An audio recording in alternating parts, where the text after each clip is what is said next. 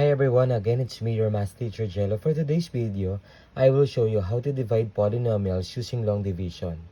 Okay, so we have here 4x squared minus 5x minus 21 divided by x minus 3.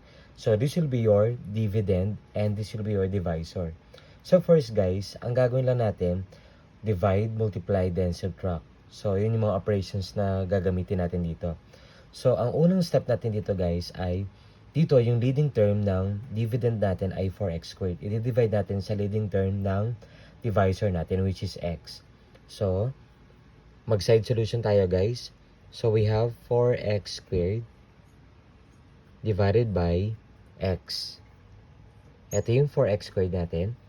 So, 4 over 1, that is equal to 4, right? And then, x squared divided by x is x only. Kasi, kapag ganito, guys, subtract the exponent. 2 minus 1 is raised to 1 na lang yan or x na lang. So, that is equal to 4x. And saan natin ilalagay yung 4x? Dito yun guys, sa tapat nito.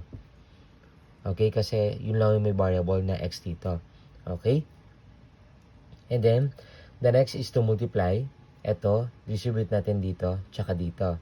Okay, so 4x times x is 4x squared. Yan. And then 4x times negative 3 is negative 12x. Right? Okay. So, over. And then subtract to guys, palagi yan. So, do not forget the parentheses. So, 4x squared minus 4x squared, that is equal to 0, right? And then negative 5x minus negative 12x, this becomes positive 7x, right? Okay. And then bring down negative 21 here. So, kasi minus yan, it becomes negative 21. So, kung plus yan, of course, plus to. Okay? And then 7x divided by x. So, 7x divided by x. Ito yun, guys.